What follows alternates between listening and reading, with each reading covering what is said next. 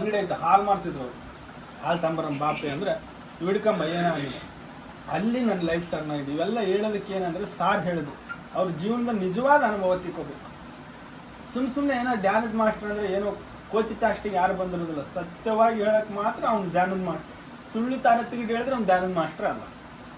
ನಮ್ಮ ಮರ್ಯಾದೆ ಹೋದ್ರ ಚಿಂತಲ್ಲ, ಕರೆಕ್ಟಾಗಿ ಹೇಳ್ಬೇಕು, ಸತ್ಯನೇ ಹೇಳ್ಬೇಕು. ಹಾಗಾಗಿ ನಾವು ಹೇಳಿದ್ವಿ. ಅಲ್ಲಿ ನಡ್ಕೊಂಡು ಹೋಗೋ ಟೈಮ್ನಾಗ ಒಬ್ಬ ಸಾರ್ ಬಂದ. ಆ ಸಾರ್ ನನ್ನ ಲೈಫ್ ಟರ್ನ್ ಮಾಡಿದ್ದು. ಬಂದ ನಗಪ್ಪ ಅಂದ. ನಾನು ಆಗಿನ್ನ ಬಡಿಸ್ಕೊಂಡು ಎಲ್ಲ ಶಾಂತಿ ಆಗಿಬಿಡುತ್ತೆ. ಎಲ್ಲ ಮಾಮೂಲಿ ಮತ್ತೆ 8ನೇ ಕ್ಲಾಸ್ ಓದ್ಬೇಕು ನಾನು. ಏನಪ್ಪ ನಿಮ್ಮ ಮಗ ಫೇಲ್ ಆಗೇನಂತೆ ಎಲ್ಲ ಸುದ್ದಿ ಬಂತು ನಿನ್ನೆ ಅಂದ ನೋಡಿ. ನಾನು ಹೊರಗೆ ಬಂದರೂ ಕೂಡ ನನ್ನ ಮರ್ಯಾದಿಲ್ಲಲ್ಲಪ್ಪ ಅಂತ ಆತ ಮತ್ತೆ ಬೆಲ್ಟಿಂಗ್ ಲೂಸ್ ಮಾಡ್ಕೊಂಡ. ನಾನು ಬಿಟ್ರೆಗಿನ ನಾನು ಇವತ್ತು ಬದುಕಿನಲ್ಲಿ ಇಲ್ಲಾಂದ್ರೆ ಮತ್ತೆ ರಿಪೇರ್ ನನಗೆ ಅಂತಂದೇಳಿ ಬರ ಸಾಮಾನು ಕೊಡಿಸಿದ್ದೆಲ್ಲ ಕಾಲೇಜ್ನಾಗ ಅಲ್ಲಿ ಎಲ್ಲ ಬಿಸಾಕಿ ವಾಡ್ಲ ಕಾಲೇಜ್ ಗೇಟ್ ಇತ್ತು ಮೊದಲೆಲ್ಲ. ಈಗೆಲ್ಲ ಈ ಗೇಟ್ ಇಲ್ಲ, ಗೇಟ್ ಐತೆ, ಆ ಕಡೆ ಮರ ಐತೆ, ಅಟ್ಟೆ ಕೂತ್ ಮರ ಹತ್ತಿದಂಗೆ ಐತೆ. ಎಲ್ಲಾರನ್ನೂ ಹುಡುಕಾಡಕತ್ತೀನಿ, ಎಲ್ಲಿಗೋಗ್ಲಿ ಅಂತ. ಯಾರ ಮನೆ ಬಾಗ್ಲು ತೆಗ್ದಿಲ್ಲ. ಲಾಸ್ಟಿಗೆ ಪಿರಮಿಡ್ ಐತಲ್ಲ ಅಲ್ಲಿ ನೋಡಿರೇನ, ಪಾಪಯ್ಯ ಅಲ್ಲ ಅಂತ ಪಿರಮಿಡ್, ಅದೊಂದೇ ತೆಗ್ದೈತೆ. ಯಾರ್ಯಾರ ಮನೆ ತೆಗ್ದಿಲ್ಲ. ಒಳಗೆ ಹೋಗಿ ಬಚ್ಕೊಂಬಂದ್ರೆ ಯಾಕಂದ್ರೆ ಬಡಿಯಕ್ಕೆ ಬರ್ತಾನೆ ನಮ್ಮಪ್ಪ ಅಂತ. ಅದೊಂದೇ ತೆಗ್ದು ಅಪ್ಪ ಪ್ಲೇಸ್ ಐತಪ್ಪ ಇದು ಅಂತಂದ್ರೆ ನಮ್ಮನೆಗೆ ನುಗ್ಗಿದೆ. ನಮ್ಮನೆಗೆ ನುಗ್ಗಿದೆ ಇರಲಿ, ಯಾರ್ಯಾರು ಕಾಣಲ್ಲ ಎದ್ರಿಕಾಗಿ ಮ್ಯಾಲೆ ನೋಡೋದು. ಯಾರ ಮನೆಗೆ ಅಂತಂದ್ರೆ ಮ್ಯಾಲೆ ನೋಡೋದು, ತಿನ್ನೋಕೆ ಕೊಡ್ತಾರೆ ಮ್ಯಾಲೆ ನೋಡೋದು. ಅಲ್ಲೇ ಅಕ್ಕ ಮಾತಾಡ್ಬಾರ್ದಲ್ಲ ಧ್ಯಾನದಾಗ. ನನಗೆ ಹೆಂಗೆ ಗೊತ್ತು ಅವ್ರು ಒಬ್ಬ ಆಂಟಿ ಆದ್ರೆ ಅವತ್ತು ಆತಿದ್ದಂಗ ನಾನು ಆತನ ಮುಟ್ಟಿದ್ದು. ಇವಾಗ ಈತ ಹಿರಿಯತ್ತ ಏನೋ ಹಚ್ಚಿದ್ದಂಗ ನಾನು ಏನೋ ಒಳ್ಳೇದು ಹೇಳ್ತಾನೆ ಕೆಟ್ಟ ಆತ ದೇಶ ಹಿಂಗೆ ಟಂಗ್ ಮಾಡ್ಕೊಂಡೆ ಹಿಂಗ ನಂಗಿಟ್ಟ. ಧ್ಯಾನ ಮಾಡೋದಕ್ಕಾಗ ಮಾತಾಡಂಗಿಲ್ಲ ಅಂತ ಅವ್ರು ಕೂದ್ದಿ. ನನಗೆ ಹೆಂಗ್ ಗೊತ್ತ ಅವಾಗ ಫಸ್ಟ್ ಟೈಮ್ ಬಂದಿನಿ. ಈ ತಾತ ನನ್ನ ಜೀವನೆಲ್ಲ ಬಸ್ಕೊಂಬರಿ ಆಗ್ಯದ ಬಿಡ್ಲಿ ಅಂತಂದೇಳಿ. ಆಮೇಲೆ ಈ ವಾಂಟಿ ಮುಟ್ಟಿದ್ದೆ, ಈ ವಾಂಟಿ ಇದಕ್ಕೆ ಹಿಂಗೆ ಮಾಡ್ತಾರಲ್ಲ ಹುಚ್ಚು ಮಾಡ್ದಂಗೆ ಇವ್ರು ಅಂತಂದೇಳಿ ಇದೇ ಬಿಟ್ಕೊಂಡು ಅವ್ರ ಒಂದೇ ಸುತ್ತಾರಿದೆ. ನಾನು ಏನು ಮಾಡ್ತಾರೆ ನೀವು ಅಂತಂದೇಳಿ. ಯಾಕಂದ್ರೆ ನಮ್ಮ ಮನೆಯೊಳಗೆ ಹೆಣ್ಮಕ್ಳು ಕಸ ಬಳ್ದೆ ಏನು ಮಾಡ್ತಾರೆ ಇವ್ರ ಮನೆಗೆ ಏನೇನು ಮಾಡೋ. ಅವಾಗ ನಮ್ಮ ಮನೆಗೊಳಗೆ ಒಲೆ ಇರ್ತೈತೆ, ಅಡಿಗೆ ಸಾಮಾನು ಇರ್ತಾವೆ, ರೇಷನ್ ಇರ್ತೈತೆ, ಏನೇನು ಕಡಲೆ ಪಡ್ಲೆ ತಿನ್ನ. ಇವ್ರು ಏನು ಈ ಮನೆಗೆ ಏನೇನಿಲ್ಲಲ್ಲಪ್ಪ ಎಂಥ ಮನೆ. ಇವಾಗ ಕೊಟ್ಲಲ್ಲ ಅವಾಗ ನೀರು ಒಂದೇ ಒಂದು ಕುಡಿಕೆ ಇಟ್ಟಾರ. ಏನಪ್ಪ ಇದು ಅರ್ಥ ಆಗೋದು ನನಗೆ ಅಂತಂದೇಳಿ ಹಂಗೆ ಆಲೋಚನೆ ಮಾಡಿದೆ. ಒಬ್ಬ ಆಂಟಿನ ನೋಡಿದೆ. ಆ ಆಂಟಿ ಹಂಗಾಯ್ತು ಮೊನ್ನೆ ಕಡ್ದ್ಬಿಡ್ತಾವೆ ಏನೇನೋ ಮಾಡಿದ್ದೆ. ಆ ತಾತ ನೋಡಿದ್ರೆ ಹಂಗೆ ಮಾಡ್ದೆ. ಯಾರು ನೆಮ್ಸಿದ್ರು ಕೂಡ ಸಿಟ್ ಆಗ್ತಾವ. ಅವತ್ತಾದ್ರೆ ಹಿಂಗೆ ಇಟ್ಕೊಂಡ ಆತನ ಕೈ ಬಿಡ್ಸಕತ್ತೀನಿ. ಪಾಪ ನೀನು ಏನೇನ ಹೇಳ್ಕೊಡು ಬಾಣ ಅಂತ. ಆತ ಪಾಪ ಎಷ್ಟು ದಿನದ ವ್ರತ ಮಾಡ್ತದ ನೀನು, ಆತನ ವ್ರತ ಕೆಟ್ಟಾಗಿ ಬಿಡ್ತಪ್ಪ ಅಂತ ನಾನು ಬಿಡಿಸ್ತೀನಿ. ಲಾಸ್ಟಿಗೆ ಏನು ಮಾಡಿದ್ರೆ ಈತ ಏನನ್ನ ಎದ್ದು ಹೇಳಿಲ್ಲ ಅಂದ್ರೆ ನನ್ಗೆ ಕಷ್ಟ ಆಗತ್ತಂತ ಆತನ ಕೈ ಕಾಲಿಟ್ಟು ಸಣ್ಣ ಕಾಲದ್ದು ಹಿಂಗ ಕಿತ್ತಿದೆ. ಆತ ಅಷ್ಟೇ ಫಾಸ್ಟಾಗಿ ಹಿಂಗೆ ಹಾಕಂತ ಇದೇನೋ ಕೆಲಸ ಆದಂಗೆ ಕಾಣಬಲ್ಲೇ ನನಗೆ ಅಂತಂದೇಳಿ ಲಾಸ್ಟಿಗೆ ಏನನ್ನ ಹಾಳಾಗೋಲಿ ಯಾರನ್ನ ಎದ್ದಾಳ್ತಕ್ಕ ನೋಡ್ಬೇಕ ಬಿಡಬಾರ್ದು ಅಂತಂದೇಳಿ ಹಿಂಗೆ ನಿಂತ್ಕೊಂಡೆ. ಅದ್ರಾಗ ಶ್ವಾಸ ಮೀದ ದ್ಯಾಸ ಏನೇನೋ ಬರ್ದಿದ್ರೆ ಅಪ್ಪೋ ಇದು ಏನಲ್ಲಿ ಅರ್ಥ ಆಗೋದು. ಇವ್ರು ನೋಡಿ ಮಾತಾಡ್ಸಿದ್ರೆ ಎದ್ದಾಳ್ಬಾಡ್ರು, ಈಗ ನೋಡಿದ್ರೆ ಹಂಗ ಹೊಡಿಯಕ್ಕೆ ಬರ್ತಾನೆ. ಆಂಟಿ ನೋಡಿದ್ರೆ ಎದ್ದಾಳ್ಲೇವಲ್ಲ. ಏನು ನನ್ನ ಕತೆ ಇವತ್ತಾ ಕತ್ಲಾತಪ್ಪು ಏನೇನು ತಿನ್ನಕ್ಕೆ ಕೊಡ್ತಾರೆ ಗೊತ್ತಸ್ಬಿಡತ್ತೆ. ತಿನ್ನಕ್ಕೆ ಕೊಡ್ತಾರೋ ಇಲ್ಲ 8 ಗಂಟೆ ಆಯ್ತು ಇದೇನೋ ಅಂತಂತೇಳಿ ಸ್ವಲ್ಪ ಸುಮ್ಮನೆ ಕುಂದ್ರಣ ಅಂತಂದು ಹೇಳಿದೆ. ಈಗ ಎದ್ದಾಳಿದ್ರೆ ಎಲ್ಲ ಡಬ ಎದ್ದಾಳಿದ್ರು. ಇವ್ರು ಮಾತಾಡ್ಸಿದ್ರೆ ಎಲ್ಲ ಕಲ್ತು ಬಿಡ್ತಾರೆ ನಮ್ಮ ಶಾಲೆಗೆ ಬರ್ತಾರೆ. ಅವ್ರಿಗೆ ಗೊತ್ತಾಗಿಲ್ದಂಗೆ ನಾವು ಮೂಲೆ ಕೂತ್ಕೊಂಡ್ಬಿಟ್ಟು ಆ ಮೂಲೆಯಾಗಿ ಇರ್ತೈತಲ್ಲ, ಮೂಲೆ ಇರ್ತೈತಲ್ಲ ಎದ್ರೆ ಅವ್ರು ಯಾರು ನಮ್ಮನ್ನು ಎಬ್ಸಿದ್ದೆ ಅಂತಂದೇಳಿ ಹುಡುಕ್ಬಾರ್ದು. ನಾನು ಹಂಗೆ ಹೋಗಿ ಕುಂತ್ಬಿಟ್ಟೆ. ಎಲ್ಲ ಹೋದ್ಮೇಲೆ ಹೋಗೋಣ ಅಂತಂದೇಳಿ ಹೋದ್ಮೇಲೆ ಹೋಗೋಣ. ಮನೆ ಹೆಂಗಿದ್ರ ಚೆನ್ನಾಗಿರ್ತಾರ. ಆಮೇಲೆ ನಾನು ತಪ್ಪಾಯ್ತು ಅಂತ ಹೇಳಿದ್ರೆ ಆಯ್ತು ಅಂತಂದೇಳಿ ತಪ್ಪಾಯ್ತು ಅಂತ ಹೇಳೋಣ ಅಂತಂದೇಳಿ ಹಿಂಗೆ ಕುಂದ್ರೆ ನಿದ್ದೆ ಬಂದಂಗೆ ಆಯ್ತು. ಆದತ್ತಿಗೆ ಇವ್ರು ನೆಬ್ಬಿಸಿ ಖಾಡಿ ಮಾಡಿ ಸ್ವಲ್ಪ ಹಿಂಗೆ ಜುಮ್ ಅಂತ ನೋಡು ಬೀಗ ಹಾಕೊಂಡು ಹೋಗ್ರಿ ಕೇಳ. 8 ಗಂಟೆ ಆಯ್ತು ಧ್ಯಾನ ಅಮ್ಮಿಲ್ಲ ಅಪ್ಪಿಲ್ಲ. ಓ ಏನಿಲ್ಲ ಇದು ಉಣ್ಣಾಕಿಲ್ಲ ತಿನ್ನಾಕಿಲ್ಲ. ನಾನು ಎಲ್ಲಿ ಬಂದೀನಿ ಏನಪ್ಪ ಇದು ಹಿಂಗೈತೆ ಅಂತಂದೇಳಿ ತಿನ್ನಕ್ಕೆಲ್ಲ ನೈತೆ ಅಂದ್ರೆ ಏನಿಲ್ಲ ಬರೀ ಬುಕ್ಸ್ ಅದಾವು.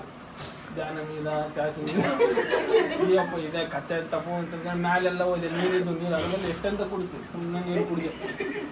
ಅವ್ರು ಏನು ಮಾಡಿದ್ರು ಇಲ್ಲಿ ಅಂತಂದು ಬೇಸ್ ನೋಡ್ಕೊಂಡಿದ್ದೆ. ಆಯಮ್ಮ ಹಿಂಗೆ ಗಟ್ಟಿ ಕಟ್ಕೊಂಡಿದ್ದು, ಎಮ್ ಹಿಂಗೆ ಕುಂತಿದ್ದ ಅಂತಿದ್ವು. ಅಂತಂದು 4 ಸಲ ಅಂದೆ, 5 ಸಲ ಅಂದೆ, 6 ಸಲ ಅಂದೆ, ಒಂದು 10 ಸಲ ಅಂದೆ. ನನ್ನ ಸುಸ್ತಾತ ಹಂಗೆ ಸುಸ್ತಾತ್ ಲಾಸ್ಟಿಗೆ ಹಂಗ ಸಾಸಿನಲ್ದ ಆತ ಇವ್ರು ಮಕ್ಕಳಿದ್ದ ನೋಡಿ ಮಕ್ಕಳಿಲ್ಲ ಬಿಡಿ ಯಾರು ಮಕ್ಕಳಿಲ್ಲ ನಾನು ನೋಡಿ ಮಕ್ಕ ಬಾರ್ದಿದ್ರಾಗ ನಾನೇ ತಿಳ್ಕೊಂಡೆ. ಆಮೇಲೆ ಹಿಂಗ್ ಮಕ್ಕಳು ನನಗೆ ಸಾಕಾಯ್ತಲ್ಲ ಸ್ವಲ್ಪ ಮಕ್ಕಬೋದೇನಪ್ಪ ಅಂತ ಹಿಂಗ್ ಟರ್ನ್ ಮಾಡಿದೆ, ಹಿಂಗ್ ಕಾಲು ಉದ್ದ ಮಾಡಿ ಅವ್ರು ಕರೆಕ್ಟ್ ಕುಂತಿದ್ರಲ್ಲಿ ನಾನು ತಪ್ಪು ಕುಂದಿರ್ತಾ ಮತ್ತೆ ಕೂತ್ಕೊಂಡು ನೀನು ಹಿಂಗೆ ಕುತ್ಕೊಂಡು ನೀವು ಫಸ್ಟ್ ದಿನ ಎಷ್ಟೊತ್ತು ಕುಂದಿರ್ತೀರಿ ಏನೋ ಗೊತ್ತಿಲ್ಲ. 8 ಗಂಟೆ 9, 10, 11, 12, 1, 2, 3, 4, 5, 6, 5 9 ತಾಸು ಕುತ್ಕೊಂಡೆ. 9 ತಾಸ್ನಾಗ 2 ತಾಸು ನೀರು ಕುಡಿಯೋಕೆ ಅತ್ತಗಿತ್ತ ಭಯ ಆದಾಗ ಅಡ್ಡಾಡಕ್ಕೆ ಉಪಯೋಗಿಸಿದೆ. 9ರಾಗ 7 ಧ್ಯಾನದಲ್ಲಿ 7 ಲಾಭ ಹೆಂಗದವೋ ಹಂಗ 7 ತಾಸು ಫಸ್ಟ್ ದಿನ ನಾನು ಕುತ್ಕೊಂಡೆ. ಶ್ವಾಸ ಇದೆ ಜಾಸ್ತಿ. ಅವತ್ತು ನೀವು ನಂತರ ಗೊತ್ತಿಲ್ಲ, ಅವತ್ತು ಸಾಯಂಕಾಲ 5:15ಗೆ ಬ್ರಹ್ಮರ್ಷಿ ಪತ್ರಿಜಿ ಅವರು ಕ್ಲಾಸ್, ಇವಾಗ ಹೆಂಗ್ ನಾನು ಕರೆಸಿರೋ ಕ್ಲಾಸ್ ಅಂತ ಅವತ್ತು ಆ ಪತ್ರಿಜಿನ ಕರೆಸ್ಯಾರ ಅವ್ರು. ನನಗೆ ಆತ ಪತ್ರಿಜಿ ಅಂತಂದು ಹೇಳಿ ಕೂಡ ಗೊತ್ತಿಲ್ಲ. ಈ ಗಡ್ಡ ಗಿಡ್ಡ ಬಿಟ್ಟು ದೊಡ್ಡ ಸ್ವಾಮಿ ಬಂದ್ಬಿಟ್ಟಂತಂದೇಳಿ ನಾನು ಇವರೆಲ್ಲರೂ ಇದೇ ಥರ ಚೀರ ಹಾಕೊಂಡು ಎಲ್ಲ ಅವ್ರು ಹೇಳಿದ್ದೆಲ್ಲ ಕೇಳಿದ್ರು. ನನಗೆ ತಿನ್ನಕ್ಕಿಲ್ಲ ಏನಿಲ್ಲ, ನನಗೆ ಹೊಟ್ಟೆ ಹಸಿವು ಹೋಗ್ಬಿಟ್ಟೈತೆ. ಯಾಕಂದ್ರೆ ಈಗ ನಾವೆಲ್ಲ ಸಾಯ್ತೀವಿ ಈಗಿನ ಕಾಲದಲ್ಲಿ.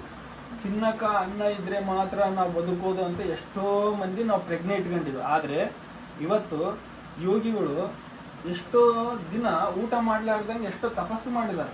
ಅದು ಧ್ಯಾನದವ್ರು ಮಾತ್ರ ಗೊತ್ತದ ಸೀಕ್ರೆಟ್. ನಾವು ಇವತ್ತು ಒಂದು 10 ಊಟ ಇದ್ದು ತಿಂಬರೋದಾರ. ಇವತ್ತು ಧ್ಯಾನ ಮಾಡಿದ್ರೆ BP, ಶುಗರ್, ಅರ್ಧ ತೆಲು, ಮೈಗ್ರೇನ್, ಕ್ಯಾನ್ಸರ್, HIV ಯಾವುದು ಬರೋದಿಲ್ಲ. ಸಾಮಾನ್ಯ ಪ್ರಜ್ಞೆ ಈಗಿನ ಜನಗಳಿಗಿಲ್ಲ.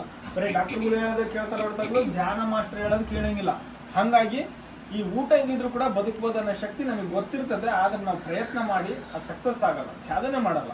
ಹಾಗಾಗಿ ನಾನು ಅದೊಂದು ಸೀಕ್ರೆಟ್ ತಿಳ್ಕೊಂಡೆ. ನಾವು ಊಟ ಇಲ್ಲಿದ್ರು ಕೂಡ ಧ್ಯಾನ ಮಾಡಿದ್ರೆ ಒಂದು ಊಟಕ್ಕೆ ಸಮಾನ ಆಗಿರ್ತಕ್ಕಂಥ ಶಕ್ತಿ ಕೇವಲ ನಮ್ಮ ವಯಸ್ಸು ಎಷ್ಟೈತೆ 10 ನಿಮಿಷ ಮಾಡೋದ್ರಿಂದ ಬರ್ತದೆ ಅಂತ ಕನ್ಫರ್ಮೇಶನ್ ಆಯ್ತು ನಮಗೆ. ಯಾಕಂದ್ರೆ ಸುಮ್ಮನೆ ಯಾರೋ ಏನು ಹೇಳಿದ್ರಲ್ಲ, ನಮ್ಮ ದೇಹ ಬುದ್ಧಿ ಮನಸ್ಸು ಏನು ಹೇಳ್ತದೆ ಅದಕ್ಕೆ ಹೇಳ್ಬೇಕು. ಫಸ್ಟ್ ಧ್ಯಾನಕ್ಕೆ ಬಂದ್ರೆ ಇನ್ನೊಬ್ರು ಏನು ಹೇಳ್ತಾರೆ ಅದು ನಮಗೆ ಸಂಬಂಧ ಅಲ್ಲ. ನಮಗೆ ಏನು ಅನ್ನಿಸ್ತದೆ ಕರೆಕ್ಟಾಗಿ ಹೇಳ್ಬೇಕು.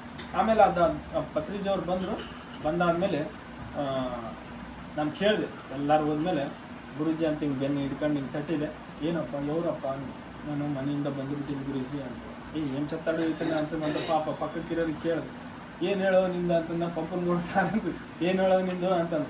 ಏನಿಲ್ಲ ಸರ್, ನಮ್ಮಪ್ಪ ನಮ್ಮಮ್ಮ ಹೊಡ್ತಾ ಇದಾರ, ನಾನು ಅದಕ್ಕೆ ಮನೆ ಬಿಟ್ಟು ಬಂದ್ಬಿಟ್ಟಿನಿ, ಇಲ್ಲೇ ಮಕ್ಕೊಂಡಿದ್ದೆ ಅಂದಾತ.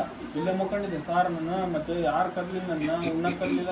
ಯಾರು ಕರ್ತಾರಲೇ ನೀನು ಯಾವನ್ ಮಾಡ್ಬಿಟ್ಟಿದ್ದಾರೆ ಆತ. ಆಮೇಲೆ ನೋಡ್ಗೆ ಅಂತೇಳಿ ನಿನ್ನ ಚಪ್ಪಣ್ಣೆ ಆತ ಹಿಂಗೆ ಓದಿನಿ, ಫೇಲ್ ಆಗಿನಿ ನನಗೆ ಅಂತ ಆತ ಒಂದು ಮಾತು ಹೇಳಿದಾಗ, ಬ್ರಹ್ಮರ್ಷಿ ಪತ್ರಿಕೆ ಬಾಗಿ ಚದುಕೊಂಡವು ಫೋನ್ ನನಗೆ ತೆಲುಗುನಾಗ ಏನಂತಾರೆ ಅದಕ್ಕೆ ಗೊತ್ತಿಲ್ಲ ನಮಗೆ. ಏನಂಗಂದ್ರೆ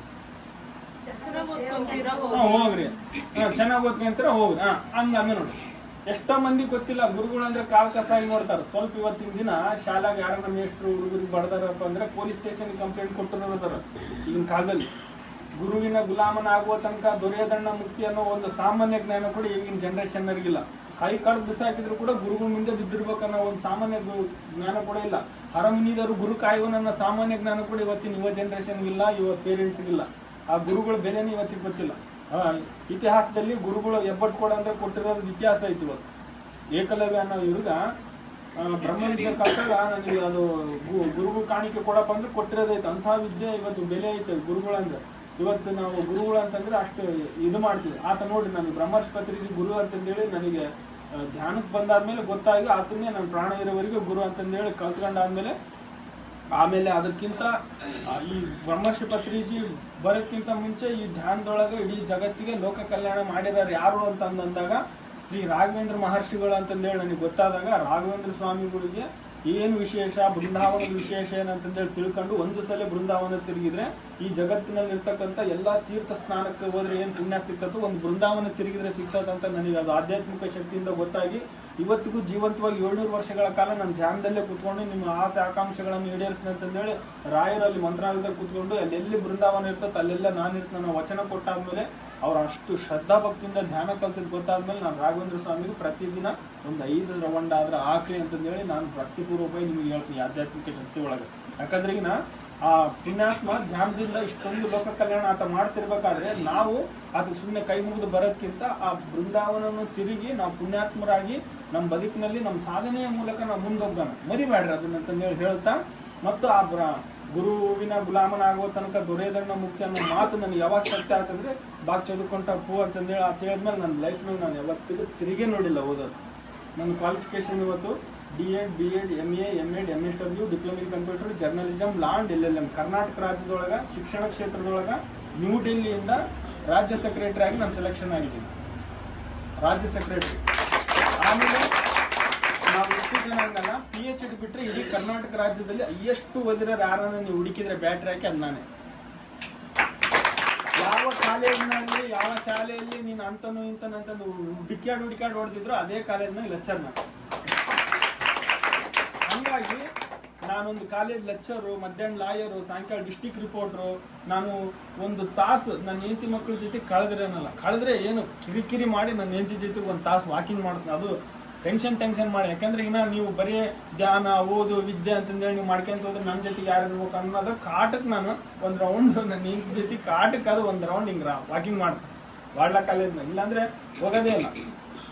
ನನಗೇನು ಗೊತ್ತಾ, ನಾನು ಲೋಕ ಕಲ್ಯಾಣಕ್ಕೋಸ್ಕರ ಏನು ಮಾಡಿದರೆ ನನಗೆ ಅನುಕೂಲ ಅಂತಂದೇಳಿ ನನಗೆ ಭಾಳ ಕಮ್ಮಿ ಆಪರ್ಚುನಿಟಿ ತೊಗೊತೀನಿ. ನಾನೇ ತೊಗೊತೀನಿ. ನಿಮ್ಮ ಮನೆಗಳಿಗೆ ಬಂದು ಧ್ಯಾನ ಹೇಳ್ಕೊಡೋದು ಭಾಳ ಕಮ್ಮಿ ನಾನು ತೊಗೊತೀನಿ. ಯಾಕಂದ್ರೆ ನಾನು ಸೆಲ್ಫಿ ತೊಗೊಳಲ್ಲ, ಫೋಟೋಗಳು ತೊಗೊಳಲ್ಲ. ನಂದೇನಂದರೆ ಸಾಧನೆ ಮಾಡಲಿಕ್ಕೆ ನನಗೊಂದು ದಾರಿ ಸಿಕ್ಕಾದ್ಮೇಲೆ ನಾವು ಅದನ್ನು ನನ್ನ ಪ್ರಾಣ ಇರೋವರೆಗೆ ಅದು ನಿಂದಿಸಬಾರ್ದು ಅಂತಂದೇಳಿ ಕ್ಲಾರಿಟಿ ತೊಗೊಂಡ್ಬಿಟ್ಟಿದ್ದೀನಿ. ಹಾಗಾಗಿ 4 ಕೋಟಿ ಜನ 88 ಲಕ್ಷ ವಿದ್ಯಾರ್ಥಿಗಳಿಗೆ ಥ್ರೂಔಟ್ ಇಂಡಿಯಾದಲ್ಲಿ 8 ಲ್ಯಾಂಗ್ವೇಜ್ನಲ್ಲಿ ಧ್ಯಾನ ಹೇಳಿ ನಾನು ಇಲ್ಲಿ ಕುಂತಿರೋದು. ನನಗೇನು ಕ್ಲಾರಿಟಿ ಸಿಕ್ತಂದ್ರೆ, ನಾವು ಮನೆಗಳಲ್ಲಿ 100 ಮಂದಿ ಹೇಳ್ಬೋದು, 200 ಮಂದಿ ಹೇಳ್ಬೋದು. ಆದರೆ ಶಾಲಾ ಕಾಲೇಜುಗಳಲ್ಲಿ ಮಕ್ಕಳು ಎಲ್ಲ ತಂದೆ ತಾಯಿಗಳ ರೆಪ್ರೆಸೆಂಟೇಟಿವ್ಗಳು. ಎಲ್ಲ ತಂದೆ ತಾಯಿಗಳು ಇವಾಗ ಹೆಂಗ ನಾವು ಒಂದು ತಾಲೂಕಿಗೆ MLA ನೆನ್ ಕಳಿಸ್ತೀವಿ 10 ಲಕ್ಷಕ್ಕೊಬ್ಬರನ್ನ ಅಂತ, ಹಂಗ ಎಲ್ಲ ತಂದೆ ತಾಯಿಗಳ ರೆಪ್ರೆಸೆಂಟೇಟಿವ್ಗಳು ಶಾಲೆಗಳಲ್ಲಿ ಆ ಮಕ್ಕಳಿಗೆ ಹೇಳ್ಕೊಟ್ಬಿಟ್ರೆ ಅವರು ಸ್ಪ್ರೆಡ್ ಮಾಡ್ತಾರ ಮನೆಗಳಲ್ಲಿ. ನಾವು ಮನೆಗಳಿಗೆ ಹೋಗಿ ಹೇಳ್ಕೊಡೋದು ನಮಗೆ ಆಗಲಿಲ್ಲ ಅಂದರೆ ಆ ಮಕ್ಕಳಿಗೆ ಹೇಳ್ಕೊಟ್ರೆ ನನಗೆ ಆಗ್ತದೆ ಅಂತಂದೇಳಿ ನಾನು ಕ್ಲಾರಿಟಿ ತೊಗೊಂಡು ನನ್ನ ಕೈಯಲ್ಲಿ ಸರಿಸುಮಾರು ಏನಿಲ್ಲ ಅಂದರೆ ನಾನು 22 ವರ್ಷ ಟೀಚಿಂಗ್ ಫೀಲ್ಡ್. ನಾನು D.Ed college principal, B.Ed college assistant professor, ಆಮೇಲೆ district reporter, human rights and anti corruption forum ಒಳಗೆ ಶಿಕ್ಷಣ ಕ್ಷೇತ್ರದ ರಾಜ್ಯ ಸೆಕ್ರೆಟರಿ, ಮತ್ತು ಅಡ್ವೊಕೇಟು, ಮತ್ತು PU ಡಿಗ್ರಿ, ಮತ್ತು ಬೇರೆ ಬೇರೆ ಕಾಲೇಜುಗಳಿಗೆ ಎಲ್ಲೇನ ಅವಕಾಶಗಳು ಸಿಕ್ಕಂಗೆ ನಾನು ಟೀಚಿಂಗ್ ಫೀಲ್ಡ್ನಾಗ ನಾನು ಮಾಡ್ತೀನಿ. ಯಾಕೆ ನಾನು ಇದೆಲ್ಲ ಮಾಡಿದೆ, ಯಾಕೆ ನಾನು ಇದು ಏನು ಗೊತ್ತಿಲ್ಲ ನಾ ಅಮಾಯಕನಾಗ ನಾನು ಹೊಣೆಯಾಗಿರ್ತೀನಿ ಅಂತಂದರೆ, ಸಾಧನೆ ಎಂಬುದು ಜ್ಞಾನಕ್ಕೆ ಸಂಬಂಧ, ಅದು ತೋರಿಸ್ಕೊಂಡು ಅಡ್ಡಾಡೋದಲ್ಲ. ಹಾಗಾಗಿ ನಮಗೆ ಎಲ್ಲಿ ಅವಶ್ಯಕತೆ ಇರ್ತದೋ ಅಲ್ಲಿ ನಾವು ಹೇಳೋದ್ರಲ್ಲಿ ಹಿಂದೇಟ್ ಹಾಕಲ್ಲ. ಯಾರಿಗಾದ್ರೂ ಒಂದು ಸಹಾಯ ಮಾಡ್ಬೇಕಂದ್ರೆ ಹಿಂದೇಟ್ ಹಾಕಲ್ಲ. ಯಾಕೆ ಹಾಕಲ್ಲ ಹಿಂದೇಟ್ ಅಂತಂದ್ರೆ, ನಮಗೆ ನಮ್ಮ ಬೆನ್ನೆಲುಬಾಗಿ ಶ್ರೀರಕ್ಷೆಯಾಗಿ ನಮಗೆ ಧ್ಯಾನ ಸಿಕ್ಬಿಟ್ಟಿದೆ. ಆ ಧ್ಯಾನ ಸಿಕ್ಕಾದ್ಮೇಲೆ ಈ ಜಗತ್ತಿನೊಳಗೆ ಏನೇ ಸಮಸ್ಯೆ ಬರಲಿ ಅದನ್ನು ಧೈರ್ಯವಾಗಿ ಎದುರಿಸೋ ಒಂದು ಶಕ್ತಿ ಕೇವಲ ಧ್ಯಾನಕ್ಕಿದೆ. ಹಾಗಾಗಿ ಇವತ್ತು ನಾವು ನಿಮಗೆ ಕೇಳ್ಕೊಳೋದೇನಪ್ಪ ಅಂತಂದರೆ, ಧ್ಯಾನ ಮಾಡಿ ಅದೇನು ದೇವ್ರ ನಂಬಿ ಕೆಟ್ಟೋರಿಲ್ಲ ಅಂತಂದೇಳಿ ದೊಡ್ಡ ಮಾತು ಹೇಳ್ತಾರೆ. ಹಂಗೆ ಧ್ಯಾನ ನಂಬಿ ಈ ಜಗತ್ತಿನೊಳಗೆ ಯಾರೂ ಕೆಟ್ಟಿಲ್ಲ. ಧ್ಯಾನ ನಂಬಿ ನಾನಿವತ್ತು ಆಳ ಹೋಗಿ ಅನ್ನೋ ಇತಿಹಾಸನೇ ಎಲ್ಲಿ ಇಲ್ಲ. ಹಾಗಾಗಿ ಧ್ಯಾನ ಮಾಡ್ರಿ, ಯೋಗಿಗಳಾಗ್ರಿ, ನಿಮ್ಮ ಮನೆಗಳಿಗೆ ನೀವೇ ದೇವ್ರುಗಳು. ಯಾಕಂದ್ರೆ ಈಗ ದೇವ್ರು ನೋಡು ಭಾರಿ ಬುದ್ಧಿವಂತ. ಎಂಥ ಬುದ್ಧಿವಂತ ಅಂದ್ರೆ ಆತ ಈ ಜನಗಳು ಅಜ್ಞಾನಿಗಳು ಏನು ಮಾಡ್ತಾರ, ಗುಡಿ ಮಸೀದಿ ಚರ್ಚ್ಗಳು ಕಟ್ಕೊಂಡು ನನ್ನ ಹುಡುಕಕ್ಕೆ ಬರ್ತಾರ ಅಂತಂದೇಳಿ ಆತ ಆತ್ಮವನ್ನು ನಮ್ಮ ದೇಹದೊಳಗೆ ಇಟ್ಬಿಟ್ಟ. ನಾವೇನು ಮಾತಾಡ್ತಾ ಇದೀವಲ್ಲ ನಾವು ಮಾತಾಡೋದಲ್ಲ, ಅದು ನಮ್ಮ ಆತ್ಮಶಕ್ತಿ ಮಾತಾಡೋದಲ್ಲ. ಅರ್ಥ ಆಯ್ತರ? ನಮ್ಮ ಆತ್ಮಶಕ್ತಿ, ಈ ಆತ್ಮಶಕ್ತಿ ಹೋದ ತಕ್ಷಣನೇ ನಾವು ಬಾಡಿ ಮಾತ್ರ ಇಲ್ಲೇ ಇರ್ತದೆ, ಮಣ್ಣಾಗ ಹೋಗಿ ಇಟ್ಟು ಬಂದ್ಬಿಡ್ತಾರ. ಆತ್ಮ ಮಾತ್ರ ಜೀವಂತವಾಗಿರ್ತದೆ. ನೀ ದೇಹ ತಗೊಂಡು ಈ ಸೇವೆ ಮಾಡಿದಲ್ಲ, ಈ ದೇಹ ಮಣ್ಣಿಗೆ ಸೇರಲಿ, ಮತ್ತೊಂದು ದೇಹ ತಗೊಂಡು ನೀನು ಏನು ಮಾಡಬೇಕು, ಲೋಕ ಕಲ್ಯಾಣ ಮಾಡ್ಬೇಕಂತಂದೇಳಿ ಏನು ಮಾಡ್ತಾರ, ಅದು ಆತ್ಮ ಸಂಚಲನ ಆಗ್ತಿರ್ತದೆ. ಹಾಗಾಗಿ ನಾವು ಸಾವಿನ ಬಗ್ಗೆ ಆಗಲಿ ನಾವು ಎದುರಬಾರ್ದು. ದಾರಿ ಬಂದ್ರೆ ಒಂದು ಒಳ್ಳೆ ಮಾತು ಹೇಳಾರ, ಭಾಳ ಜ್ಞಾನಪೀಠ ಪ್ರಶಸ್ತಿ ಪುರಸ್ಕೃತರು. ಅವ್ರೊಂದು ಮಾತು ಹೇಳಾರ, ಸಾವಿಗೆ ನಾವು ಎಂದೂ ಎದುರಲ್ಲ, ಯಾಕೆಂದರೆ ನಾನಿದ್ದಾಗ ಸಾವು ಬರಲ್ಲ, ಸಾವು ಬಂದಾಗ ನಾನು ಇರಂಗಿಲ್ಲ ಅಂತ ದೊಡ್ಡ ಮಾತು. ಸಾವಿಗೆ ಯಾವತ್ತಿಗೆ ಯಾರು ಎದುರಬಾಡ್ರಿ, ಯಾಕಂದರೆ ಸಾವು ಬಂದಾಗ ನಾವಿರಲ್ಲ, ನಾವಿದ್ದಾಗ ಸಾವು ಬರಲ್ಲ ಅಂತ ಅಂತ ಒಂದು ಆತ್ಮವಿಶ್ವಾಸ ಆ ಧ್ಯಾನಕ್ಕಿದೆ. ನಮ್ಮ ಲೈಫಲ್ಲಿ ನಾವು ಮಾಡಬೇಕಾಗಿರೋದು ಭಾಳ ಒಳ್ಳೆ ಕೆಲಸ ಏನಂತಂದರೆ, ನಿಮಗೆ ಹೇಳೋ ಒಂದು ಸೀಕ್ರೆಟ್ ಏನಂತಂದರೆ, ನೀವು ಯಾವಾಗಲೂ ಸುಖವಾಗಿರಬೇಕು, ಶಾಂತಿಯಾಗಿರಬೇಕು, ನೆಮ್ಮದಿಯಿಂದ ಇರಬೇಕಂದ್ರೆ ಧ್ಯಾನಕ್ಕೆ ಮೊರೆ ಹೋಗ್ರಿ. ಇನ್ನೂ ಅದ್ರ ಕ್ಲಾರಿಟಿ ನನಗೆ ಸಿಕ್ಕಿಲ್ಲ ಅನ್ನೋ ಮನೋಭಾವನೆ ನಿಮಗಿದ್ರೆ, ನನಗೆ ಅದು ಸಿಗ್ತಾ ಇಲ್ಲ, ಅದ್ರ ಶಕ್ತಿ, ಅದ್ರ ಅನುಭವ ಆಗ್ತಾ ಇಲ್ಲ ಅಂತಂದರೆ ದಯವಿಟ್ಟು 2 ಚೇಂಜಸ್ ಮಾಡಿಕೊಡ್ರಿ. ಏನಪ್ಪ ಅಂತಂದರೆ, ಹಿರಿಯರಿಗೆ ಹೇಳೋದಷ್ಟೇ, ಕಿರಿಯರಿಗೆ ಹೇಳೋದಷ್ಟೇ. ಸಾಯೋ ತನಕ ಒಳ್ಳೆ ಕೆಲಸ ಮಾಡ್ರಿ, ಸಾಯೋ ತನಕ ಒಳ್ಳೆತನದಿಂದ ಇರ್ರಿ. ಯಾಕೆ ನಿಮ್ಗೆ ಒಳ್ಳೇದಾಗಲ್ಲ, ನನ್ನ ಮನೆ ಅಡ್ರೆಸ್ ಕೊಡ್ತು, 41 ದಿನ ಆದಮೇಲೆ ಫೋನ್ ಮಾಡಿ ಕೇಳಿರ್ಬೇಕಾದ್ರೆ. ಸಾಯೋ ತಕ್ಕನ ಒಳ್ಳೆ ಮನಸ್ಸಿನಿಂದಿರಿ, ಸಾಯೋ ತಕ್ಕನ ಒಳ್ಳೆ ಕೆಲಸ ಮಾಡ್ರಿ. ಇವ್ನು ನನ್ನ ತಟ್ಟೆಗೆ ವಿಷ ಇಡ್ತಾನಂತ ಗೊತ್ತಿದ್ರು ಕೂಡ ಅವ್ನಿಗೆ ಒಳ್ಳೇದು ಮಾಡ್ರಿ. ಯಾಕೆ ನಿಮ್ಗೆ ಒಳ್ಳೇದಾಗಲ್ಲ? ಹಾಗಾಗಿ ನನ್ನ ಆತ್ಮ ಬಂಧುಗಳೇ, ನಮಗೆ ಮಾತಾಡೋಕೆ ಸಿಕ್ಕರೆ ಕನಿಷ್ಠ 4 ತಾಸದಿಂದ 5 ತಾಸು ಆಗ್ತದೆ. ನಿಮ್ದು ಟೈಮಿಂಗ್ ನೋಡ್ಕೊಳ್ರಿ, ಆಮೇಲೆ ಕಲ್ತಂದು ಹೊಡ್ದಿರಿ ನಮ್ಮ ಮನೆಯೊಳಗೆ ಕೆಲಸ ನೀನು ಮಾಡ್ತೀನಪ್ಪ ಅಂತ. ಹಂಗಾಗಿ ನಿಮ್ಮ ಟೈಮಿಂಗ್ ಏನು ಹೇಳಿದ್ರೆ ನನ್ನ 2 ಮಾತು ಮುಕ್ತಾಯ ಮಾಡ್ತೀನಿ, ಇಲ್ಲ 1 ನಿಮಿಷ ಹೇಳಪ್ಪ ಅಂದರೆ ಲಾಸ್ಟಿಗೆ 2 ನಿಮಿಷ ಹೇಳಿ. ಯಾಕಂದರೆ అన్న ఇది నీ సూది ఎప్పుడైతుందన్నా మా ఇంట్లో మా మగుడు వచ్చే టైం అయింది, మేము ఇంకా భోజనం చేయాలా, ఇంకా లేయి అంటే వీళ్ళు లేయి వాళ్ళరు ನೀವು 3 ಮಿಸ್ಟೇ ಲೇಸ್ತಾರೆ ಅಂದ್ಬಿಟ್ಟು ಏಯಪ್ಪು. ಅದಕ್ಕೆ ನಾನು ಅದು ಅನುಭವ ಆದಮೇಲೆ ಫಸ್ಟ್ ಕೇಳ್ಬೇಕಪ್ಪ ಅವ್ರನ್ನ, ಏನಮ್ಮ ಆಯ್ತಾ ಟೈಮ್ 1-2 ನಿಮಿಷ ಅಂತ ಆಯ್ತಾ, ಮತ್ತೆ ಕಲ್ಗಿಲ್ ತಗೊಂಡ್ಬರ್ತೀನಿ. ನಮ್ಮಪ್ಪ ಭಾರಿ ಪ್ರೀತಿ ವಿಶ್ವಾಸ ಇಟ್ನಲ್ಲಿ. ನಮ್ಮಪ್ಪ ಅಲ್ಲಿ ಹೋಗಿ ಅವರು ನಮ್ಮ ಅಪ್ಪಾಜಿ ಶಾಲೆಗೆ ನಾನು ಅವಾಗ ಅಷ್ಟು ಸಾಧನೆ ಮಾಡಿದ್ರೆ ನಮ್ಮಪ್ಪ 8ನೇ ಕ್ಲಾಸ್ ಫೇಲ್ ಆಗಿದ್ದ ಅನ್ನೋದೊಂದು ತೆಲಾಗಿದ್ರೆ ನಮ್ಮಪ್ಪ ನಾನು ಏನು ಓದಿನಿ ಅಂತಂದೇಳಿ ಬರೆಯೋಕೆ ಹೋಗ್ಯಾನ ಒಂದ್ಸಲ ಬೋರ್ಡ್ನಾಗ, ನನ್ನ ಮಗ ಇಷ್ಟು ಓದೇನಂತ ಬೋರ್ಡ್ ತುಂಬಿದೆ. ಏನು ಸರ್ ಇಷ್ಟೊಂದು ಬರೆದ್ರಿ, ಯಾರು ಓದ್ತಾರ ಉತ್ತರೇನು ಇದಿಷ್ಟು ಓದಾರ, ನನ್ನ ಮಗ ಓದೇನ್ರಿ ಇದಂತೆ ಕಂಡು ಸನ್ಮಾನ ಮಾಡ್ಯಾರ ಅದೇ ಶಾಲೆಗೆ. ಎಂಥ ಹುಡುಗಪ್ಪ, ಎಷ್ಟು ಬುದ್ಧಿವಂತ ಏನೇನು ಗೊತ್ತಿಲ್ಲ ಮಗ.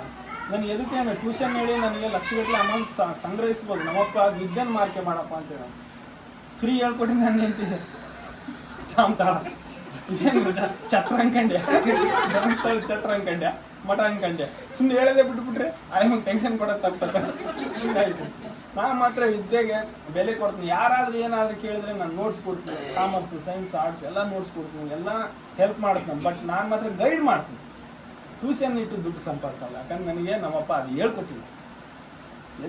ಆಮೇಲೆ ನನಗೆ ಇನ್ನೊಂದು ಖುಷಿ ಏನಪ್ಪ ಅಂತಂದರೆ, ನಾನು ಏನೇ ಓದಲಿ ಏನೇ ಬರಲಿ ನನಗೆ ನಮ್ಮ ಮನೆ ಸಣ್ಣದಿದೆ, ಹಾಗಾಗಿ ನನಗೆ ಸ್ಯಾಟಿಸ್ಫ್ಯಾಕ್ಷನ್ ಆಗ್ತಾ ಇದ್ದಲ್ಲ ಓದಕ್ಕೆ. ನಾನು ಹನುಮಂತರಾವ್ ಸಾರಿಗೆ ಹೋಗಿ ಕೇಳ್ಕೊಂಡು, ಸರ್ ನಾನು MEd ಮಾಡ್ತಾಯಿದ್ದೀನಿ, MSW ಮಾಡ್ತಾಯಿದ್ದೀನಿ, ನನಗೆ ಭಾಳ ಕಷ್ಟ ಇದೆ ಸರ್ ಮನೆಗೆ ಓದ್ಕೊಳಕ, ದುಡ್ಡು ಬೇಕೇನೋ ಅಂತಂದು ಪಾಪ 10,000 5,000 ತೆಗೆಯೋದು ಸರ್ ನಾನು ದುಡ್ಡು ಕೇಳಿದೆ ಸರ್, ಮತ್ತು ಏನು ಬೇಕಪ್ಪ ನಿಮಗೆ ಸರ್, ನಿಮ್ಮ ಮೇಲೆ ಪಿರಮಿಡ್ ಕಟ್ಟಿರಲ್ಲ, ಕಂಚಿನ ಪಿರಮಿಡ್ಡು, ಅದು ಭಾಳ ನನಗೆ ಇಷ್ಟ ಸರ್, ಅಲ್ಲಿ ಧ್ಯಾನ ಮಾಡಬೇಕು, ಅಲ್ಲೇ ಮತ್ತು ಐತಲ್ಲ ನಾನು ಓದ್ಕೊಂತೀನಿ ಸರ್.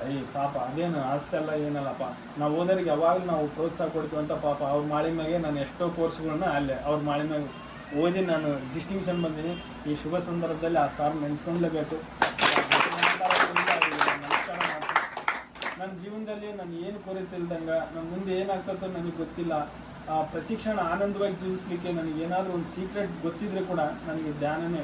ಯಾಕಂದ್ರೆ ನಮ್ಮ ಅಪ್ಪಾಜಿ ನಾನು ಒಂದು ಪರೀಕ್ಷೆ ಅಂತ ಬಂತು ನನಗೆ. ಯಾಕಂದರೆ ನಾವು ಎಷ್ಟಂತ ಧ್ಯಾನ ಮಾಡೋಣ, ಎಷ್ಟಂತ ಹೇಳ್ಕೊಡೋಣ, ನಮಗೆ ಸಾಯೋವರಿಗೆ ಹೇಳ್ಕೊಡ್ಬೇಕು, ಸಾಯೋವರಿಗೆ ಮಾಡ್ಬೇಕು ಅಂತ ಆಸೆ.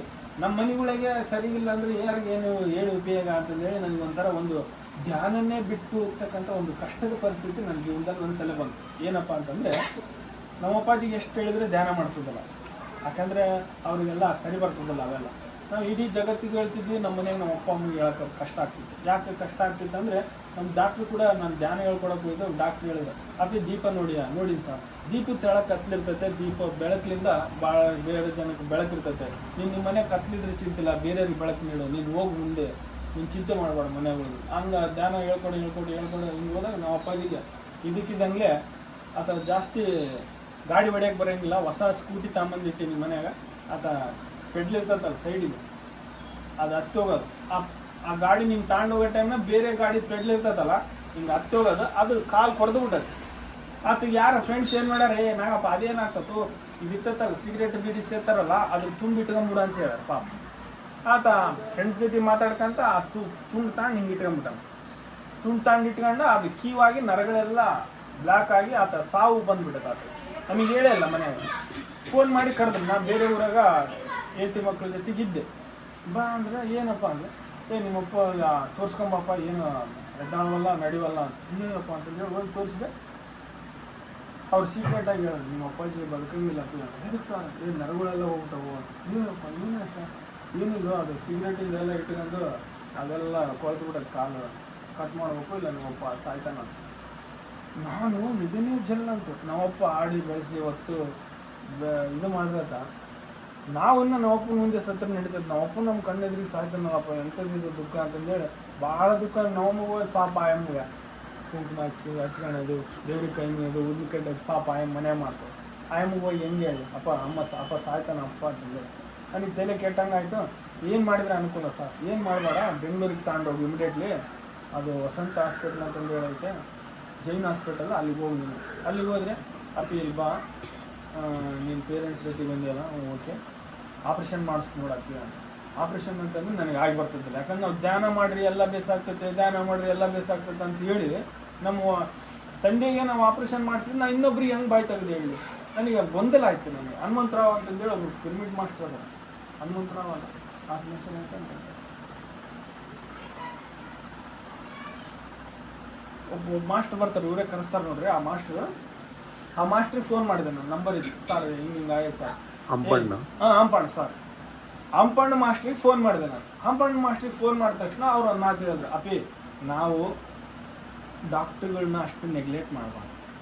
ನಿಮ್ಮಪ್ಪ ಏನನ್ನ ಧ್ಯಾನ ಮಾಡ್ಕೊಂತ ಆರೋಗ ತಂದ್ಕೊಂಡನ ಇಲ್ಲ, ಇದ್ದಕ್ಕಿದ್ದಂಗ್ಲೇ ಧ್ಯಾನ ಮಾಡಂದ್ರೆ ಇವಾಗ ಆಕ್ಸಿಡೆಂಟ್ ಆಗ್ತದಪ್ಪ ಇಮಿಡಿಯೇಟ್ಲಿ, ಅವ್ನಿಗೆ ಕುತ್ಕೊಂಡು ಧ್ಯಾನ ಮಾಡಿ ಬೇಸಾಗ್ತಂದ್ರೆ ಹೆಂಗ, ಫಸ್ಟ್ ಅವನು ಏನು ಬೇಕೋ ಟ್ರೀಟ್ಮೆಂಟ್ ತಗೊಂಡ್ಲಿ, ಅವ್ನು ಬದುಕಿದ್ರೆ ನೀನು ಇನ್ನೂ ಮುಂದೆ ಬದುಕು ಚೆನ್ನಾಗಾಗಲಿ ಅಂತ ಧ್ಯಾನ ಮಾಡೋ ಅಂತ ಹೇಳ್ಬೋದು. ನಿಮ್ಮಪ್ಪ ಇದ್ದಕ್ಕಿದ್ದಂಗ್ಲೇ ಆಪ್ರೇಷನ್ ಥಿಯೇಟ್ರಿಗೆ ಕರ್ಕೊಂಡೋಗಿ ಧ್ಯಾನ ಮಾಡಿಸ್ನಂದ್ರೆ ಹೆಂಗಪ್ಪ, ಈ ಲಕ್ಷಗಟ್ಟಲೆ ಕೇಳಿದ್ರೆ ಚಿಂತಿಲ್ಲ. ನೀನು ಪಿರಮಿಡ್ ನಾವು ಅದೇ ಬೆಂಗಳೂರಿನಾಗ ಒಂದು ಪಿರಮಿಡ್ ಐತೆ ನಮ್ದು, 5,000 ಜನ ಕುಂತದ, ಅಲ್ಲಿಗೆ ಹೋಗ್ಬಿಟ್ರೆ ನಾವಪ್ಪ ಬೇಸಾಗ್ತಾನಂತ ನನಗೆ ನಂಬಿಕೆ, ಮೋಟಿವೇಶನ್. ಸರ್ ಬೈದ ಹಂಪಣ್ಣ ಸರ್, ಹಂಗಲ್ಲಪ್ಪಿ ಒಂದೇ ಸಲ ಅಷ್ಟೆಂಟ್ ಹಾಕಿರೋನ ನೀನು ಧ್ಯಾನ ಕುಂದಿಸ್ನಂದ್ರೆ ಆಗಲ್ಲ, ಕಾಲು ಮುರಿದತ್ತಂದ್ರೆ ಅದು ಸರಿ ಮಾಡ್ಕೋಬೇಕು ಫಸ್ಟ್. ಇವಾಗ ಕುತ್ಕೊಂಡು ಧ್ಯಾನ ಮಾಡ್ಕೊಂಡು ಸರಿ ಮಾಡ್ತಾನಲ್ಲ, ಆಗೋದಕ್ಕಿಂತ ಮುಂಚೆ ನೀನು ಎಚ್ಚೆತ್ಕೋಬೇಕು. ಎಚ್ಚೆತ್ಕೊಂಡಿಲ್ಲ ಇವಾಗ ಆದ್ಮೇಲೆ ಫಸ್ಟ್ ಆಪ್ರೇಷನ್ ಮಾಡಿಸ್ಬಿಡೋಲ್ಲ. ಆತನ ಮಾತು ನಂಬಿ ನಮ್ಮ ಅಪ್ಪಗೆ ಆಪ್ರೇಷನ್ ಥಿಯೇಟರ್ ತೊಗೊಂಡೋದು ಒಂದು ಮಾತು ಹೇಳಿದ್ರು ಡಾಕ್ಟ್ರು, ಅದೇ ಆಪ್ರೇಷನ್ ಮಾಡ್ತೀವಿ ಇಲ್ಲ ಅಂತ ಹೇಳಲ್ಲ, ಬೇಸ್ ಎಚ್ಚರಿಟ್ಗ ಹಾರ್ಟ್ ಅಟ್ಯಾಕ್ ಆಗೋ ಸಂಭವ 100% ಇದೆ, 90% ಸಕ್ಸಸ್ ಮಾಡ್ತೀವಿ.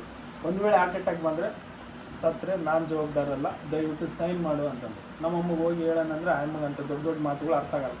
ಆಯ್ತು ಸರ್ ಅಂತ ನಾನು ಸೈನ್ ಮಾಡಿದೆ. ಸೈನ್ ಮಾಡಿದ ತಕ್ಷಣ ಮುಂಜಾನೆ ಕರ್ಕೊಂಡು ಹೋಗೋರು 9 ಗಂಟೆಗೆ, ಸಂಜೆ 6:00 ಕರ್ಕೊಂಡು ನಾವಪ್ಪ ನೋಡಪ್ಪ ಆಪ್ರೇಷನ್ ಸಕ್ಸಸ್ ಆಯಿತು, ಓಕೆ ತೊಂದರೆ ಇಲ್ಲ, ಐಸಿಯುನಾಗ ತೊಗೊಂಡೋದ್ರು. ತೊಗೊಂಡೋಗಿ 2 ತಾಸು ಆಯ್ತಾ ಫೋನ್ ಮಾಡಿದ್ರು ನನ್ನ ನಂಬರ್ಗೆ, ನಿಮ್ಮ ಅಪ್ಪಾಜಿಗೆ ನೀನು ಹೇಳಿದ್ವಲ್ಲಪ್ಪಿ ಹಾರ್ಟ್ ಅಟ್ಯಾಕ್ ಆಗ್ತೈತೆ ಅಂತ ಆಗ್ಬಿಟ್ಟೈತೆ ನೋಡಲ್ಲಿ ಅಂತ ತೋರಿಸಿದ್ರು. ಈಗ ಹಿಂಗೆ ಬ್ರೀತಿಂಗ್ ತೊಗೊಳೋಣ ಇಷ್ಟು ಹೈಟ್ ಆಗಿರ್ತದೆ ನಾನು, ವಿತಿನ್ ಒಂದು 60ರಿಂದ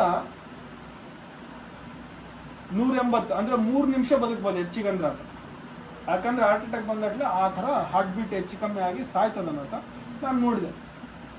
ಜಲ್ದಿ ಸೈನ್ ಮಾಡಪ್ಪಿ, ಮತ್ತೆ ನಿಮ್ಮ ಪೇರೆಂಟ್ಸ್ ಬಂದು ಜಗಳ ಆಡ್ತಾರೆ, ಯಾಕಂದ್ರೆ ನಾವು ಸೈನ್ ಇಲ್ಲ ಏನಾಯ್ತು ಅಂತ ಜಲ್ದಿ ಸೈನ್ ಮಾಡೋದು ಮಾಡಿದೆ. ಸರ್ ನಾವಪ್ಪ ಹೆಂಗಿದ್ರೆ ಸಾಯ್ತಾನೆ ಅಂತ ಹೇಳ್ತಿರಲ್ಲ ಸರ್, ನಾವು ಕುಂತ ಕೂತ್ಕೊಂಡು 1 ನಿಮಿಷ ಧ್ಯಾನ ಮಾಡ್ತೀವಿ ಸರ್ ಅಂದ್ರೆ ಆತವನ್ನ ಬೈದ. ನಾವೆಲ್ಲ ಎಜುಕೇಟೆಡ್ ಅಪ್ಪ, ಎಂತ ಆಪ್ರೇಷನ್ ನೋಡಿ ಏನೆಲ್ಲ ಮಾಡಿ ಆಪ್ರೇಷನ್ ಥಿಯೇಟ್ರ್ ಯಾರನ್ನ 11% ಬಿಡ್ತಾರೆ, ಬುದ್ಧಿ ಎಲ್ಲೇ ತಂದು ಒಬ್ಬ ನರ್ಸ್ ಬಂದು, ಸರ್ ಎಂತೋ ಪೇಷಂಟ್ಲು ಸಚ್ಕೋತಾರೆ ಸರ್, ಪಾಪ ಏನೋ ವಚನಾಡೋದು ಏನೋ ಅಡಗ್ತಾಡೋದು ಇಡಿಯನ್ ಸಾರ್ ಅಂತ ನಾನು ಆಯಮ್ ಪಾಪ ದೇವ್ರು ಬಂದ ಪಾಪ ಧ್ಯಾನ 2 ನಿಮಿಷ ಸಾಯ್ತಾನಪ್ಪ, 2 ನಿಮಿಷ ಕುಂತ್ಬಿಟ್ರೆ ಏನು ಬದುಕ್ಬಿಡ್ತಾನಂತ ಬಿಡು ಹೋಗಿಲ್ಲ ಅಂದ್ರೆ ಆಯ್ತಮ್ಮ ಸೀನಿಯರ್ ನೀನು ಹೇಳ್ತೀನಿ ನಾನು ಡ್ಯೂಟಿ ಮುಗಿತು ನಾನು ಓದ್ನಂತ ಹೋದ. ನಾನು ಕುತ್ಕೊಂಡಿನಿ. ಮಹಾವತಾರ ಬಾಬಾಜಿದು ಫೋಟೋ ನಾನು ಎಷ್ಟೋ ಕಡೆಗೆ ನೋಡಿದ್ದೀನಿ. ಆತ ಪುಣ್ಯಾತ್ಮ 5,000 ವರ್ಷ ಆಯಿತು ಧ್ಯಾನ ಮಾಡ್ತದ, ಇವತ್ತಿಗೂ ಜೀವಂತವಾಗದಂತ ಸುಮ್ಮನೆ ಕೇಳಿದ್ದೆ, ನನಗೆ ಅನುಭವ ಆಗಿದ್ದಿಲ್ಲ, ಸುಮ್ಮನೆ ಹೇಳ್ಬಾರ್ದು. ಅದು ಫೋಟೋ ಮಾತ್ರ ನಾನು ಯಾವಾಗಲೂ ಇಟ್ಕೊಂಡಿದ್ದೆ. ಆ ಫೋಟೋನ ತಗೊಂಡೋಗಿ ನೀನು ನೋಡಪ್ಪ ನಿಜವಾಗ್ಲೂ ನೀನು ಬದುಕಿ ಎಷ್ಟೋ ಮಂದಿ ಧ್ಯಾನ ಹೇಳ್ಕೊಡೋರಿಗೆ ನೀನು ಬೆನ್ನೆಲುಬಾಗಿ ಇರ್ತಿ, ನಿಂದು ಒಂದು ಆಶೀರ್ವಾದ ಇರ್ತತೆ ಅಂದ್ರೆ ನಮ್ಮಪ್ಪ ನೀನು ಜೀವಂತವಾಗಿ ಉಳಿಸು. ನಾನು ಮಾತ್ರ ನನ್ನ ಪ್ರಾಣ ಇರೋವರೆಗೆ ಮನೆಗೆ ಹೋಗಿ ನಾನು ಧ್ಯಾನ ಹೇಳ್ಕೊಡ್ತೀನಿ. ಒಂದು ವೇಳೆ ನಾವಪ್ಪ ಇಲ್ಲಿ ಬೆಡ್ ಮೇಲೆ ಸತ್ ನನ್ನ ಲೈಫ್ನಾಗ ಒಂದೇ ಸಲ ಕೂಡ ನಾನು ಯಾರ ಮನೆ ಬಾಗಿಲಿಗೆ ಹೋಗಿ ಧ್ಯಾನ ಮಾಡ್ರಿ ಒಳ್ಳೇದಾಗ್ತದೆ ಅಂತ ಹೇಳಿದ್ರೆ ನಾನು ನಮ್ಮಪ್ಪಗೆ ಅಡ್ಬಿಡ್ದಂಗೆ ಅಂತಂದು ಹೇಳಿ ಇಟ್ಟುಬಿಟ್ಟೆ ನಮ್ಮಪ್ಪನ ಮಂಚಿದಾರೆ. ನಮ್ಮಪ್ಪಗೆ ಕಿವಾಗ ಒಂದು ಮಾತು ಹೇಳಿದೆ, ಅಲ್ಲಿಗೆ ಅಪ್ಪ ಶ್ವಾಸದ ಮೇಲೆ ಜಾಸ್ತಿ ಇಡಪ್ಪ ಅಂದ್ರೆ ಅಂತ ನಾನು ಅಷ್ಟು ಆತ ಏನೇನು ಗೊತ್ತಾಗೋದು, ಶ್ವಾಸದ ಮೇಲೆ ಜಾಸ್ತಿ ಇಡಪ್ಪ ಅಂದ್ರೆ ಏನಪ್ಪ ಆತ ಏನೇನು ನೆನಪೇ ಇಲ್ಲ ಹಿಂಗಂತಂದು ಅಷ್ಟೇ. ಹಿಂಗೆ ಕುಂತೀನಿ ನೋಡ್ರಿ, ಹಿಂಗೆ ಬೇಷ್ ಶ್ರದ್ಧೆಯಿಂದ 30 ನಿಮಿಷ ಕುಂತೀನಿ. ನಮ್ಮಪ್ಪಗೆ ಸಹಾಯಕ್ಕಾಗಿರೋದು 3 ನಿಮಿಷ, ನಾನು 30 ನಿಮಿಷ ಕುಂತೀನಿ. ಆತ ಡ್ಯೂಟಿಗೆ ಹೋಗ್ತೀನಿ ಅಂತಂದು ಹೇಳಿರುತ್ತೆ, ಯಾವುದೋ ಒಂದು ಆಪ್ರೇಷನ್ ಕೇಸ್ ಬಂತಂದ್ರೆ ಆಪಾಸ್ ಬಂದ, ಈ ಪಿಲ್ಲಡಿಯಮ್ ಇನ್ನೂ ಏನು ಇಲ್ಲಿ ಕುಂತಾನೆ ಎಬಸ್ರಿ ಇವ್ನ ಅಂತಂದು. ಆಮೇಲೆ ಸರ್ ಅಲ್ಲಿ ನೋಡ್ರಿ ಬ್ರೀತಿಂಗ್ ಇದು ಬರಕತ್ತದ ನೋಡ್ರಿ, ಅದು ಕಂಟ್ರೋಲಿಗೆ ಬರಕತ್ತದ, ಈಗ ಯಾವುದಲ್ಲ ಫಸ್ಟ್ ಕಳ್ಸು ಹೊರಗೆ ಫಸ್ಟ್ ಅಂದ್ರೆ ಚಪ್ಪಲಿ ಬಿಡ್ತಾರೆ ಅಲ್ಲಿ ಹೊರಗೆ, ಅಲ್ಲೇ 1 ಗಂಟೆ ಧ್ಯಾನ ಕುಂತ್ಕೊಂಡು ಹೋಗೋ ಸಾಮಾನು ತಗೊಂಬೋಗೋ, ನಿಮ್ಮ ಅಪ್ಪಗೆ ಬ್ರೀತಿಂಗ್ ಪವರ್ ಕಮ್ಮಿ ಆಗಿ ಮತ್ತೆ ಇದು ಕಂಟ್ರೋಲಿಗೆ ಬರ್ತಾ ಇದೆ, ಸಾಮಾನು ತಗೊಂಬೋಗೋ. 38,000 ರೂಪಾಯಿ ಸಾಮಾನು ತಗೊಂಡು ಕೊಟ್ಟೆ. ಎಷ್ಟು ಲಕ್ಷನ ಕೇಳ್ರಿ ಸರ್ ನನ್ನ ಸಂಬಂಧ ತಂದು ಕೊಡ್ತೀನಿ ನಾವು ಅಪ್ಪನ ಹುಡುಗ ಬದುಕ್ಸಿರಿ ಸರ್ ಅಂತ ಆಯ್ತಂತಂದೇಳಿ ಎಲ್ಲ ಪ್ರಯತ್ನ ಮಾಡಿದ್ರೆ ದಿನ 25-30 ಸಾವಿರ 17 ಲಕ್ಷ ಇಟ್ಟೆ ನಾವಪ್ಪ ಬದುಕಿದ್ರೆ ಸಾಕಂತ. ಯಾಕಂದ್ರೆ ನಾವಪ್ಪ ರಿಟೈರ್ಡ್ ಆದ್ಮೇಲೆ ನಮಗೆ 30-40 ಲಕ್ಷ ಬಂದಿತ್ತು ಪಾಪ. ನಾವೇನು ಅತ್ತಾನ್ ತಿಂಬನೇನು ಅಂದ್ರೆ ನಮ್ಮಪ್ಪ ಬದುಕಿದ್ರೆ ಸಾಕು. ನಾವು ರೊಕ್ಕದ ಮೇಲೆ ಆಸೆ ಬೆಳ ಮಂದಿನೇ ಅಲ್ಲ. ಹೋಗಿ ನಾವಪ್ಪ ಇಟ್ವಿ, ಒಂದು 4 ದಿನ 5 ದಿನ 6 ದಿನ ನಾರ್ಮಲ್ ಭೇಟಿಗೆ ಬಂದ. ಆಮೇಲೆ ನಾವಪ್ಪನ ಪಕ್ಕಕ್ಕೆ 25 ಜನ ಸುತ್ತರು ನಾವಪ್ಪ ಒಬ್ಬನೇ ಬದುಕಿದ. ನಾನು ಮಾತ್ರ ಧ್ಯಾನ ಧ್ಯಾನ ಧ್ಯಾನ ಧ್ಯಾನ ಅಂತಂದೇಳಿ ಇನ್ನೋವಾ ಕಾರ್ ಮಾಡ್ಕೊಂಡ್ಬಂದು ನಾವಪ್ಪನ ಮನೆ ಬಿಟ್ಕೊಂಡೆ. ಅಪ್ಪ ಇವತ್ತು ನಾನು ಮಾತ್ರ ಧ್ಯಾನ ಎಷ್ಟೋ ಲಕ್ಷ ಜನರಿಗೆ ಹೇಳಿದ್ ನನಗೆ ಸ್ಯಾಟಿಸ್ಫ್ಯಾಕ್ಷನ್ ಇಲ್ಲ. ನನ್ನ ತಂದೆ ನಾನು ಜೀವಂತವಾಗಿ ಮನೆಗೆ ತಂದಲ್ಲ, ನನಗೆ ಇದು ದೊಡ್ಡ ಸಾಧನೆ. ಇವತ್ತಿನಿಂದ ಮಾತ್ರ ಧ್ಯಾನದಲ್ಲಿ ಶಕ್ತಿ ಐತೆ. ಇನ್ನ ಕನ್ಫರ್ಮೇಶನ್ ನನಗೆ ಸಿಗ್ಬೇಕು, ಜನಗಳಿಗೆ ಸಿಗೋದಲ್ಲ. ನಾನು ಹೇಳ್ತೀನಿ, ನಾನು ಸಕ್ಕರೆ ತಿಂದವನಿಗೆ ಸಿಹಿ ಗೊತ್ತಾಗಬೇಕು, ನೋಡೋರಿಗೆ ಸಿಹಿ ಐತೆ ಅಂತ ಎಷ್ಟು ದಿನ ಅಂತ ಹೇಳಿ ನಾನು. ಹಾಗಾಗಿ ಧ್ಯಾನದಲ್ಲಿ ಒಂದು ಅದ್ಭುತವಾದ ಶಕ್ತಿ ಇದೆ. ನೀವು ಶ್ರದ್ಧಾಪೂರ್ವಕವಾಗಿ ಹೃದಯಪೂರ್ವಕವಾಗಿ ನೀವು ಸಾಧನೆ ಮಾಡಿದ್ದಾದರೆ ನೀವು ಇವತ್ತು ನಿಮಗೇನು ದೊರಕದೇ ಇರ್ಬೋದು, ನಿಮ್ಮ ಮುಂದಿನ ಪೀಳಿಗೆಗೆ ಕಾರಣಭೂತರಾಗ್ತದೆ, ಶಕ್ತಿವಂತರಾಗ್ತೀರಿ, ಬದುಕು ಬಂಗಾರ ಆಗ್ತದೆ. ಗುರುರಾಯರು ನಿಮ್ಮ ಮನೆ ಮೇಲೆ ಯಾವಾಗಲೂ ಶ್ರದ್ಧೆ ಭಕ್ತಿ ಇಟ್ಟಿರ್ತಾರೆ. ದಯವಿಟ್ಟು ನೀವು ಧ್ಯಾನ ಮರಿಬೇಡ್ರಿ. ನನ್ನ ಮರ್ತರ ಮೇರೆಗೆ ಒಂದು ಊಟ ಮರ್ತರ ಮೇರೆಗೆ ಧ್ಯಾನ ಮರಿಬೇಡ್ರಿ. ಆತ್ಮಬಂಧುಗಳೇ, ಈ ಶುಭ ಸಂದರ್ಭದಲ್ಲಿ 2 ಮಾತನಾಡಲು ಅವಕಾಶ ಕೊಟ್ಟಿರಿ. ಭಗವಂತ ಮುಂದಿನ ಪ್ರೇರಣೆ ಇದ್ರೆ ಯಾವಾಗಾದ್ರೂ ಒಂದಿನ ಬಂದು 2 ಮಾತಾಡ್ತೀನಿ. ಒಂದು 2 ಮಾತನಾಡಲು ಅವಕಾಶ ಕೊಟ್ಟ ನನ್ನೆಲ್ಲ ಆತ್ಮಬಂಧುಗಳಿಗೆ ನಾನು ಹೃದಯಪೂರ್ವಕ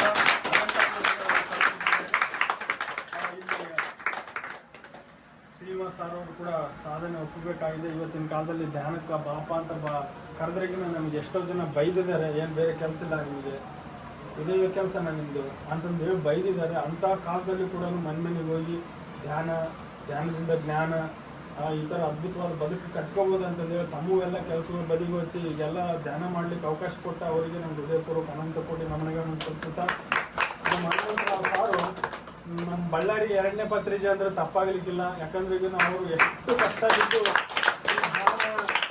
ಜಾತ ಮಾಡೋದು. ಈಗ ಎಷ್ಟೋ ಬಡವರಿಗೆ ನಮಗೆ ಕಣ್ಣಿಗೆ ಕಾಣಲಿಲ್ಲ, ನಮಗೆ ನಮ್ಮ ಮನಸ್ಸು ಆತ್ಮ ಅನಿಸ್ತದೆ. ಎಷ್ಟೋ ಜನ ಬಡವರಿಗೆ ಇದ್ದಂಥರಿಗೆ ಎಷ್ಟೋ ಮಂದಿಗೆ ಈ ಕೈ ಬಲಗೈ ಗೊತ್ತಾದ್ರೆ ಎಡಗೈ ಗೊತ್ತಾಗಬಾರ್ದಂತ ಪುನೀತ್ ರಾಜ್ಕುಮಾರ್ ಹೇಳ್ಸಂತ. ನಾವು ಜೀವಂತವಾಗಿ ನಿಮಗೆ ಏನಾದ್ರೂ ಬಳ್ಳಾರಿ ಪುನೀತ್ ರಾಜ್ಕುಮಾರ್ ನೋಡ್ಬೇಕಂದ್ರೆ ಈತೆ ನೋಡ್ರಿ.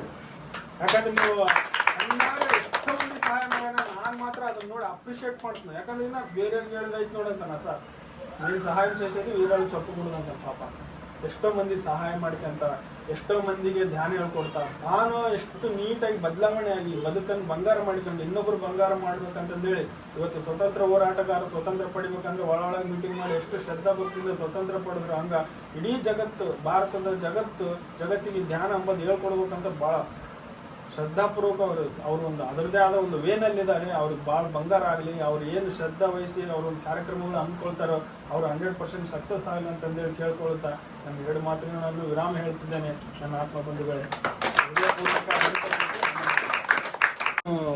ಮಾತಾಡ್ಕಂತ ಜ್ಞಾನ ಅಂತ ಹೇಳ್ತಿದ್ವಲ್ಲ, ಈ ಜ್ಞಾನ ಅಂದ್ರೆ ಏನು ಬರ್ತದಪ್ಪ, ಏನು ಜ್ಞಾನ, ಎಲ್ಲೇ ಜ್ಞಾನ ಅಂತಿದ್ದೆ.